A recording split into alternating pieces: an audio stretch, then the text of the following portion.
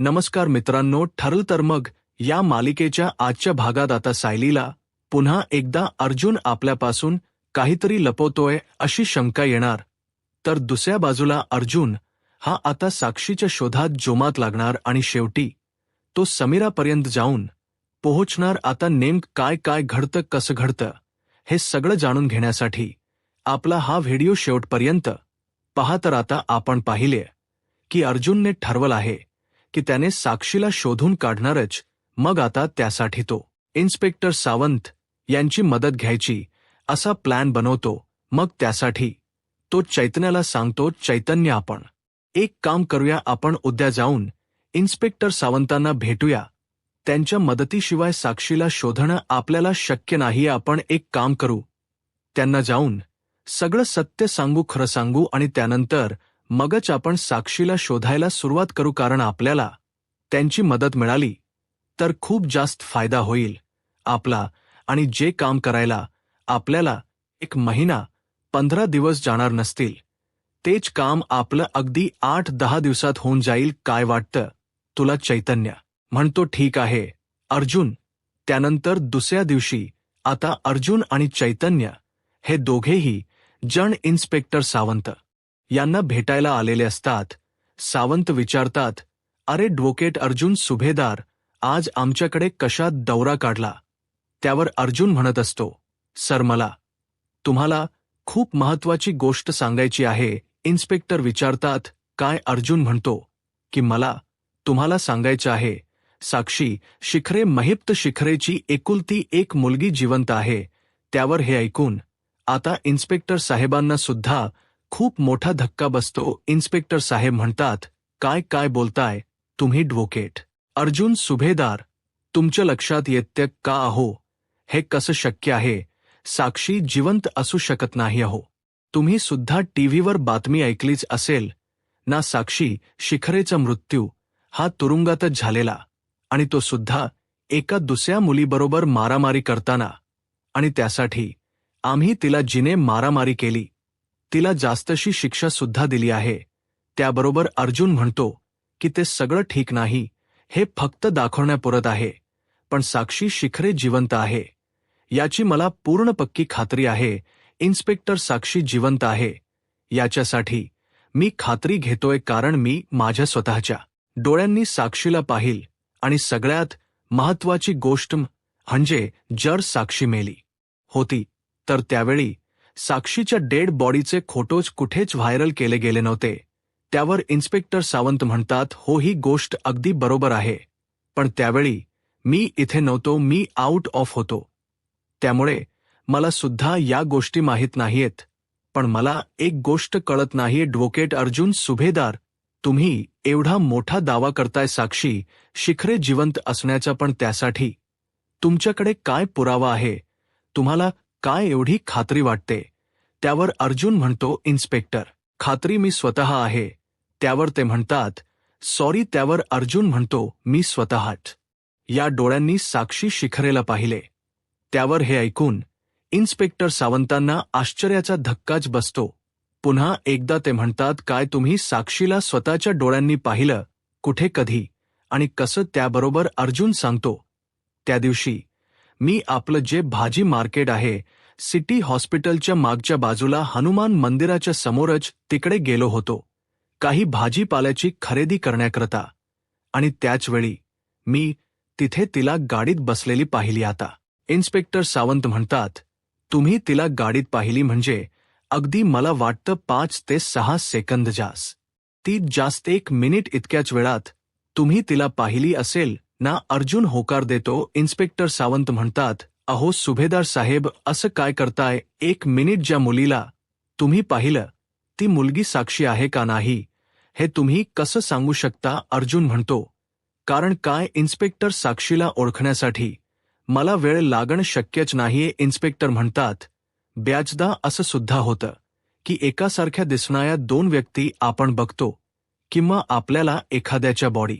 Language किंवा त्याच्या facial एक्सप्रेशन्सकडे बघून सुद्धा एखाद्या माणसाचा भास होऊ शकतो. तसं काही तर नाहीये ना? अर्जुन म्हणतो, 1 मिनिट. आणि मग तो साक्षीचा फोटो इन्स्पेक्टर सावंतांना दाखवतो. आणि म्हणत असतो, हे बघा, हा तर साक्षीचाच खोटो आहे, यावर तुमचा विश्वास बसेल ना? या खोटो मधली मुलगी साक्षीच आहे. त्याबरोबर आता चैतन्य म्हणतो, आणि इन्स्पेक्टर साक्षी बरोबर माझी एंगेजमेंट होणार होतीच काय, किंबहुना आमची एंगेजमेंट झाली होती. मी साक्षी बरोबर तिच्या घरात, तिच्या बंगल्यात वावरायचो. त्यामुळे मी सांगतो, साक्षी अत्यंत मॉडर्न, हुशार आणि इंटेलिजंट होती. त्यामुळे तिला असे पंजाबी ड्रेस, मोठे मोठे इयरिंग्स, हातामध्ये बांगड्या, या सर्व गोष्टी कधीच नाही आवडायच्या तिला. टॉप्स, परत वेस्टर्न कल्चर फॉलो करायला आवडायचं. किंवा ती घड्याळ घालायची फक्त हातामध्ये. आणि साक्षीचे केस लांब होते आणि या मुलीचे केस शॉर्ट आहे. साक्षीला चष्मा नव्हता. ही मुलगी फक्त चष्मा लावते. हे बदल जाणून बुजून केल्यासारखे वाटत नाहीत का? आणि एवढे सगळे बदल एकाएकी साम्याने कसे काय होऊ शकतात? म्हणजे यामागे सुद्धा काहीतरी तथ्य दडले. की त्याबरोबर इन्स्पेक्टर सावंत म्हणतात, ठीक आहे सुभेदार, जर तुम्ही म्हणताय तर गडकरींच्या म्हणण्याप्रमाणे असू शकतं. आणि जर तसं असेल तर मग मात्र हे खूप चुकीच आहे. कारण साक्षी ही कारावासातून बाहेर कशी पडली हे बघावं लागेल. या सगळ्यामध्ये कुठे ना कुठेतरी तिला पोलिसांची साथ आहे हे शोधून काढावं लागेल. अर्जुन म्हणत असतो की हे बघा, मला तुमच्या डिपार्टमेंटबद्दल. त्यावर इन्स्पेक्टर सावंत म्हणतात, हो हो, अर्थात कळलं ते मला. तुम्हाला डिपार्टमेंटकडे काहीच तक्रार नाहीये. त्याबरोबर अर्जुन म्हणतो, कदाचित महिप्तने प्रेशराईज करून तुमच्याकडून हे काम काढून घेतलं असेल. पण आता साक्षीला शोधणं गरजेचं आहे. त्यावर इन्स्पेक्टर सावंत, आपण नक्की शोधून काढू असं म्हणतात. त्यावर अर्जुन पुढे त्यांना म्हणत असतो, आपण एक काम करू शकतो का नाही? म्हणजे आपण महिपच्या कन्स्ट्रक्शन साईड, परत महिपचे जे काही अड्डे आहेत किंवा साक्षीचे फेवरेट हॉटेल, रेस्टॉरंट, कॅफे, इथून सुरुवात केली तर? त्याबरोबर इन्स्पेक्टर सावंत म्हणतात, पण या सर्व गोष्टी आपल्याला कुठे ठाऊक आहेत? त्यावर चैतन्य म्हणतो, मला ठाऊक आहे ना, मला सगळं माहिती आहे.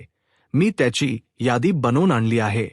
ही यादी घ्या तुम्ही आणि शोधायला सुरुवात करा. इन्स्पेक्टर सावंत म्हणतात, आपलं हे काम तर खूप चांगल्या पद्धतीने सोपं झालेलं आहे. आपण या सगळ्या गोष्टीला शोधून काढू आणि त्यानंतर मग शोधाशोध करायला सुरुवात केली जाते. पण आता साक्षीचा सुगावा कुठल्याच पत्त्यावरती लागत नाही. मग आता इन्स्पेक्टर सावंत, आम्हाला काहीही सापडलेलं नाहीये असं सांगतात. त्यावर मग आता चैतन्य म्हणतो, अहो पण हे कसं शक्य आहे इन्स्पेक्टर सावंत?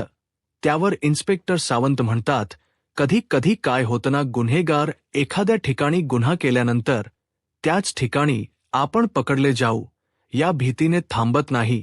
ते स्थलांतर करतात, दुसऱ्या ठिकाणी राहाव जातात आणि दुसऱ्या ठिकाणी जाऊन ते स्वतःची ओळख बदलून राहतात. ओळख, वेश, देशांतर, या सर्व गोष्टी त्यांच्या फायद्याच्या असतात. आणि यामुळेच कदाचित साक्षीने सुद्धा तसंच काहीतरी केलं असेल. मे बी ती हे परिसरातून कुठेतरी बाहेर गेली असेल आणि म्हणूनच आपल्याला ती सापडत नाहीये. त्याबरोबर आता इन्स्पेक्टर सावंतांनी हे म्हटल्यानंतर अर्जुन म्हणतो, पण मग जर तसं असेल तर आपल्याला काहीही करून तिला शोधायला हवंच. मी काय म्हणतो, आपण एक काम करूया, आपण महिपच्या थ्रू तिच्यापर्यंत पोहोचण्याचा प्रयत्न करूया. म्हणजे बघा, महिप एक गुंडा आहे आणि पनवेलसारख्या हाय क्लास ठिकाणी पण हे असे महिप्तसारखे गुंड मिळणं शक्य नाहीये.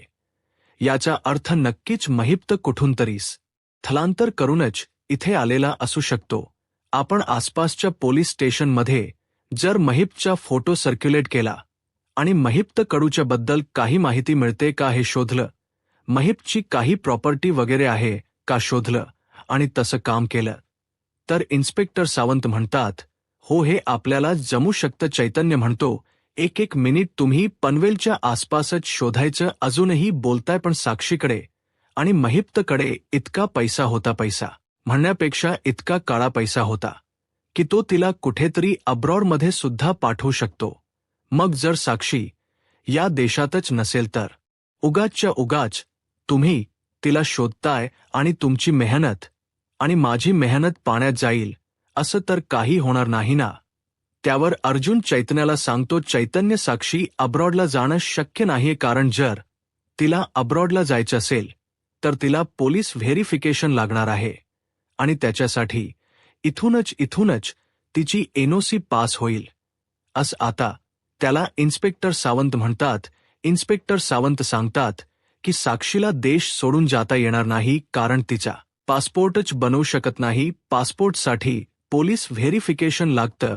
पोलीस इन्क्वायरी करतात आणि शीला या गोष्टीची पूर्ण खात्री असणार आहे की जर माझ्यावर पोलीस इन्क्वायरी बसली तर नक्कीच मी सापडली जाईन आणि त्यामुळे साक्षी रिस्क घेणार नाही. त्यामुळे ती नक्कीच कुठल्या ना कुठल्या तरी आपल्याच देशाच्या कानाकोपऱ्यात लपून बसलेली असेल. अर्जुन म्हणतो, ही गोष्ट आपल्या खूप जास्त फायद्याची आहे. इन्स्पेक्टर, बाय द वे, माझ्याकडे त्या दिवशी मी, नागराज आणि महिप्तच जेव्हा कॉल रेकॉर्ड ऐकवत होतो तेव्हा महिपचा फोन आहे हे पाहिलं होतंच. मला तो फोन तुम्हाला द्यायचंय. महिपच्या नंबरवरून कदाचित आपल्याला काही माहिती मिळू शकते. आपण महिपचा नंबर जर ट्रेस केला तर त्यावर इन्स्पेक्टर सावंत अर्जुनला सांगतात, ठीक आहे. मग महिपचा नंबर ट्रेस केला जातो आणि त्यावरती कोणते फोन आले ते बघितलं जातं. त्या आलेल्या फोनच्या सिम कार्डचे ओनर कोण आहेत ते बघितलं जातं आणि त्यामध्ये एक नाव असतं, समीरा शेखर. आता फक्त त्या सिम कार्डच्या ओनरचा ॲड्रेस वगैरे काही सापडत नसतो आणि हे नाव जरा सस्पिशियस वाटत असतं. अर्जुनने आता कॉल लिस्ट स्वतःकडे सुद्धा मागवून घेतलेली असते आणि समीरा शेखला त्याने गोल करून ठेवलेला असतो आणि तो विचारात मग्न असतो की कोण असेल ही समीरा शेख. आणि आता या विचारामध्येच तो फिरत असतो खोलीमध्ये. इतक्यात सायली तिकडे येते आणि चुकून कशी काय ते सायलीची नजर त्या कागदपत्रांवरती पडते. सायली अर्जुनला म्हणते, अहो, हे तर महिपचे कॉल रेकॉर्ड आहेत ना. मग तुम्ही आता महिपचे कॉल रेकॉर्ड का काढून घेतले नाही? म्हणजे आपलं जे काम होतं ते तर झालं की नागराज काका विरुद्ध महिपने कोर्टात साक्षी द्यावी अशी आपली इच्छा होती आणि नागराज काका विरुद्ध महिपने कोर्टात साक्षी दिली सुद्धा आहे. त्यावर अर्जुन म्हणतो, तुला कसं माहिती बायको की हे महिपचेच कॉल रेकॉर्ड आहेत म्हणून? त्यावर सायली म्हणते, अहो, असं काय करताय? मीच प्रियाच्या खोलीतून हा फोन आणला नाही का उचलून? मग त्यावेळी फोन आणल्यानंतर मी स्वतः सुद्धा हा फोन ओपन केला होता आणि तेव्हा मी फक्त त्याची कॉल लिस्ट चेक केली होती. तर त्या कॉल लिस्टमध्ये हे सगळे नंबर होते आणि ते सोडा. तुम्ही या समीरा शेखरच्या नावाला असा गोल का करून ठेवलाय? कोण आहे? कोण ही समीरा शेखर? त्यावर अर्जुन आता बावळतो. त्याला काही बोलता येत नसतं. सायली म्हणते, अहो, काय झालं? एवढा सोपा प्रश्न विचारलाय मी. कोण आहे ही समीरा शेखर? त्याबरोबर अर्जुन म्हणतो, ते नाही, मी काही बावरलो वगैरे नाहीये. अगं, तुझ्याच प्रश्नाचे उत्तर काय देऊ? तो विचार करतोय. सायली म्हणते, त्यात विचार काय करायचा? जे उत्तर खरं असेल ते सांगाल ना? अर्जुन म्हणतो, अगं समीरा कोण आहे तेच तर कळत नाहीये ना, म्हणूनच तर तिच्या नावाला आम्ही गोल करून ठेवलाय. ॲक्च्युली महिपच्या फोनमध्ये आम्हाला नागराजचा नंबर सापडला, पण हा आणखीन एक नंबर आम्हाला सापडलाय. तो कोणाचा आहे हेच आम्ही शोधण्याचा प्रयत्न करतोय. आता अर्जुनच्या बोलण्याच्या पद्धतीवरून सायलीला असं पुन्हा एकदा वाटतं की कदाचित अर्जुन आपल्याबरोबर खोट बोलतोय. सायली अर्जुनला विचारते, अहो, तुम्ही नक्की माझ्याबरोबर खरं बोलताय ना? अर्जुन म्हणतो, काय झालं बायको? तू असं का विचारतेस? सायली म्हणते, नाही, काही नाही. कारण जेव्हा तुम्ही खोट बोलत असताना माझ्याबरोबर तेव्हा तुमचे पाय असे हलतात. काय बोलते मी? तुम्ही खरं बोलताय ना? अर्जुन म्हणतो, येस ऑफकोर्स. मला एक कॉल करायचा, मी आलोच. आणि तो तिकडं निघून जातो. त्याबरोबर इकडे आता अश्विनला ना एक खूप महत्वाचा आणि इमर्जन्सी कॉल करायचा असतो, पण अनफॉर्च्युनेटली त्याच्या फोनची बॅटरी डेड झालेली असते आणि त्यासाठी आता तो विचार करतो, काय करू? फोन करणं तर गरजेचं आहे. मग तो आता बेडरूममध्ये येतो आणि बघतो तर काय नेहमीप्रमाणे प्रिया खोलीत बसून टाइमपास करते, रील्स स्क्रॉल करते सोशल मीडियावरती. मग आता लगेचच अश्विन प्रियाला म्हणतो, तन्वी ऐक ना, माझं एक काम करशील का? ती म्हणते काय रे? अश्विन म्हणतो मला 1 मिनिट तुझा फोन देशील? एक खूप महत्वाचा फोन करायचा हॉस्पिटलमध्ये. आता सध्या प्रिया ही खूपच जास्त पतिव्रता बनण्याचं नाटक करतीये. ती खूप साळसूद असण्याचा आव आणतीये. त्यामुळे ती लगेचच अश्विनला म्हणते, अरे अश्विन विचारतोयस काय? अर्थात देईन. कोणाच्या तरी जीवनाचा प्रश्न आहे, महत्वाचा आहे म्हटल्यावर हे घे ना. आणि मग ती लगेचच अश्विनला आपला फोन देते. अश्विन हॉस्पिटलला फोन करतो आणि एक पेशंटला मी एका दुसऱ्या हॉस्पिटलमधून आपल्या हॉस्पिटलचा रेफरन्स दिलाय, तो पेशंट येईल तेव्हा त्याला ताबडतोब ॲडमिट करून घ्या. त्या पेशंटची कंडिशन खूप क्रिटिकल आहे आणि त्याला बाहेर फार काळ ठेवायचं नाहीये, ऑक्सिजन वरती ठेवा, ऑक्सिजन शिवाय तो जगणार नाही वगैरे तो सांगतो. त्याबरोबर मग समोरून त्याला लगेच त्याला आम्ही ॲडमिट करून घेऊ असा रिप्लाय मिळतो. अश्विन फोन कट करतो. त्याबरोबर आता तो बघतो तर काय, प्रियाच्या फोनवरती advocate Tamboli, advocate Paranjape, advocate Desai असे 3 नंबर असतात. तो प्रियाला विचारतो, तन्वी हे नंबर काय करतायत तुझ्या फोनमध्ये? ते सुद्धा सेव्ह. त्यावर प्रिया म्हणते, अरे आहेत, म्हणजे मधुभाऊंच्या वेळी वकील शोधत होतेत ना सगळे, तेव्हा माझ्यासुद्धा फोनमध्ये होते. हे सगळे नंबर तेव्हाचे नंबर आहेत. हे अश्विन म्हणतो, तन्वी मी तुला वेडा वाटतो का ग? हे नंबर तुझ्या कॉल लिस्टमध्ये वरतीच दिसतायत. याचा अर्थ तू या नंबरवरती फोन केलायस आजच बघू. कधी केलेस? रात्री 7:30 वाजता, 8:30 वाजता का केलेस तू या नंबरवरती एवढ्या संध्याकाळी फोन? तन्वी आणि वकिलांकडे तुझं असं काय महत्वाचं काम आहे? त्यावर ती म्हणते, माझ्या एका मैत्रिणीच्या प्रॉपर्टीची थोडी केस आहे. अश्विन म्हणतो, तन्वी कळलं तुला, रविराज काका तुझ्यावरती का रागवत होते? रविराज काकाचा राग का जात नाही? ते कारण तुझी खोट बोलण्याची सवय काही सुटत नाहीये. त्यावर प्रिया म्हणते, अश्विन अरे. त्यावर अश्विन म्हणतो, थांब, माझं बोलणं पूर्ण झालेलं नाहीये. माझं बोलणं आधी शांतपणे पूर्ण ऐकून घे. तन्वी तू कसं विसरतेस? आपल्या घरामध्ये 2 वकील आहेत. एक माझा भाऊ ॲडव्होकेट अर्जुन सुभेदार, जो आजपर्यंत कुठलीच केस हरलेला नाहीये, पनवेल मधला नामांकित वकील. आणि दुसरे तुझे बाबा, एवढे मोठे प्रतिष्ठित वकील की त्यांच्या समोर उभं राहण्याची वकील हिंमत करत नाही. त्यावर मग प्रिया म्हणते, अरे हो अश्विन, पण ते मी. अश्विन म्हणतो, मला तुझ्याशी वादच घालायचा नाहीये, कारण तू पुन्हा खोटच बोलणार आहेस. आणि तिकडं निघून जातो. त्याबरोबर प्रिया आता डोक्यावर हात मारते आणि म्हणत असते, प्रिया मूर्ख आहेस का तू? काय गरज होती तुला ते नंबर असे मोबाईलमध्ये ठेवायची? अगं बावळट मुली.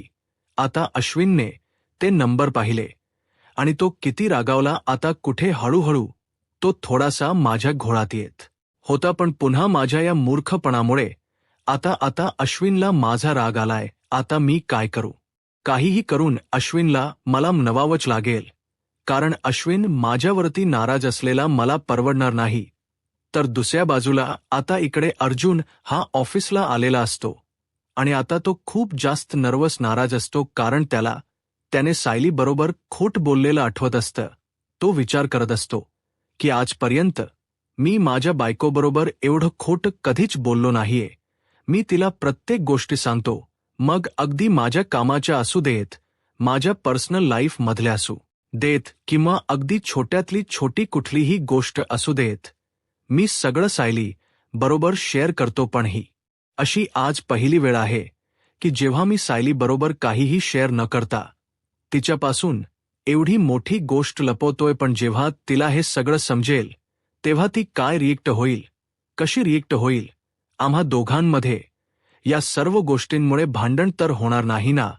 आणि सायली मला किती चांगलं ओळखते. काल मी थोडंसं काय गडबडलो तर तिने मला लगेच विचारलं, मी खोट बोलतोय का? नाही, काहीही झालं तरी मला माझी बॉडी लँग्वेज बदलून चालणार नाही. मला माझी बॉडी लँग्वेज व्यवस्थित ठेवावीच लागेल.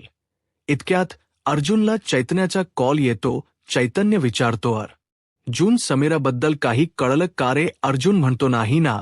अरे इन्स्पेक्टर सावंतांना सुद्धा काही सापडत नाहीये आणि या समीराबद्दल सुद्धा काही कळत नाही. आपण जे काही महिप्तबद्दल बाहेरून माहिती गोळा करूया असा विचार केला होता.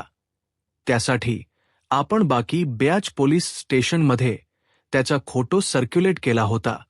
तिकडून काही कॉन्टॅक्ट मिळाले की आमच्या इथे याने चोरी केली होती, आमच्या इथे एखाद्या माणसाचा खून केला होता, आमच्या इथे खंडणीसाठी एका माणसाच्या मुलीला याने किडनॅप केलं होतं.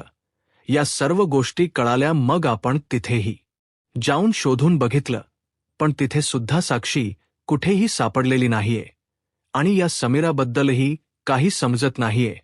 त्याबरोबर मग मात्र आता अर्जुन म्हणत असतो, पण चैतन्य काहीही झालं तरी आपण या समीराला शोधून काढायचंच नक्की.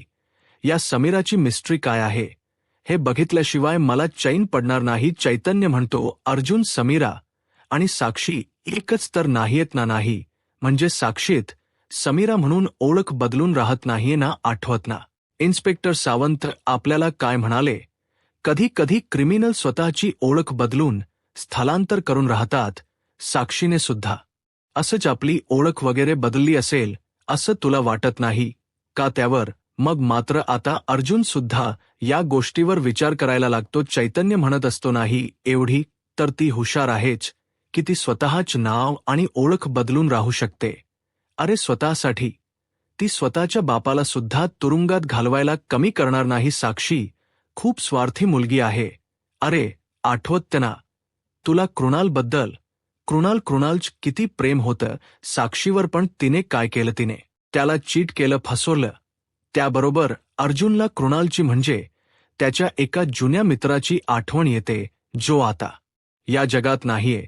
आता पुढे काय होईल हे पाहायला आत्ताच माझा महाराष्ट्र या यूट्यूब चॅनलला सबस्क्राईब करा. धन्यवाद.